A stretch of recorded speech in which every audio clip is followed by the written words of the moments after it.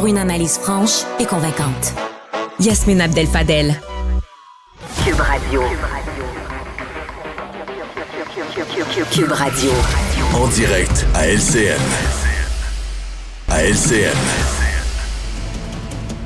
14h30, c'est le moment d'aller retrouver à Cube Radio Yasmine Abdel-Fadel. Bon après-midi, Yasmine. Bon après-midi, Julie. Alors, la vérificatrice générale du Québec, Mme Leclerc, qui a rendu public aujourd'hui son rapport concernant les services de garde, elle lève en quelque sorte un drapeau rouge parce qu'en moyenne, si on prend l'ensemble des garderies subventionnées, non subventionnées, mais les CPE aussi, 41 des installations n'ont pas obtenu la note de passage l'an dernier. On veut tous le meilleur pour nos enfants. Yasmine, c'est assez préoccupant, ce constat? C'est préoccupant parce que ça se rajoute à la longue liste d'infrastructures ou de services publics qui sont offerts à la population qui ne sont pas de niveau acceptable. Tu sais, on avait déjà l'éducation et la santé. Là, si maintenant... T'sais, on avait une grosse fierté d'avoir des services d'éducation à la petite enfance qui sont de qualité, qui sont disponibles, peut-être pas suffisamment, mais tout le moins, c'était un modèle innovant. Si aujourd'hui, on se prend une vraie claque au visage d'apprendre que on n'atteint pas pour presque une installation sur deux le minimum de 50 %, là, c'est assez... C'est assez, moi, ça me fait peur. Ça me fait peur pour le panier de services à la population, le panier de services aux contribuables, qui ne fait que diminuer en qualité et en accessibilité. Et lorsqu'on voit ici le taux d'échec des installations, là, c'est en forte augmentation. Là, on passe de 20 à 41 % en 2019, 2020, puis 2022, 2023. Ça se dégrade, qu'est-ce qui justifie...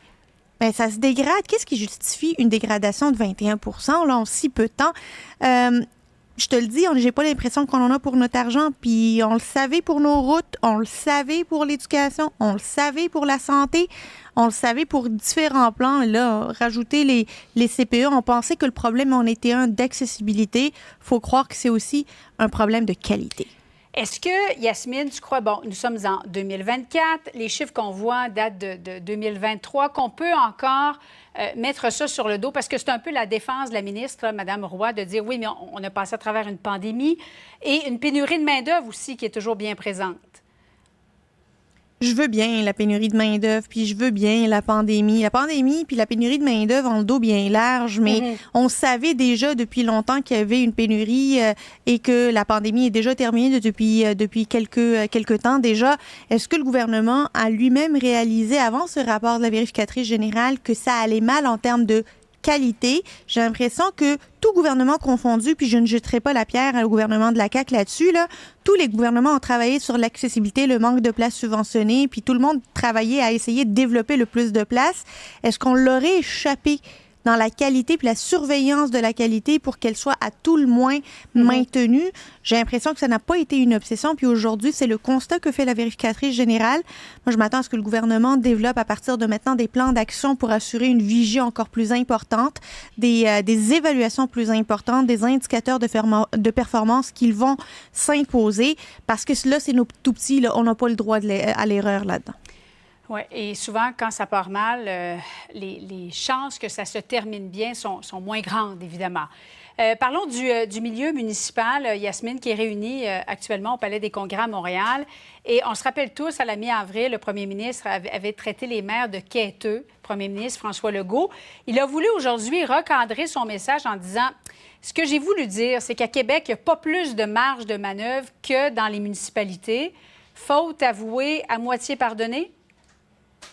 Je pense que oui. Je pense que le premier ministre était très candide de la manière avec laquelle il a exprimé sa réflexion aujourd'hui auprès de l'Union des municipalités du Québec. Évidemment, on s'attend toujours à ce que les relations soient toujours tendues parce qu'évidemment, il y a une question ici financière, il y a une question de priorité, il y a aussi une question de respect des compétences de tout un chacun. Il y a toujours, ces discussions-là ne vont jamais disparaître dans les relations qui lient les villes, municipalités avec le gouvernement du Québec, à plus forte raison lorsque le fédéral ne peut pas, lui, intervenir directement auprès des municipalités. Il doit passer par Québec selon une loi que l'on a ici au Québec.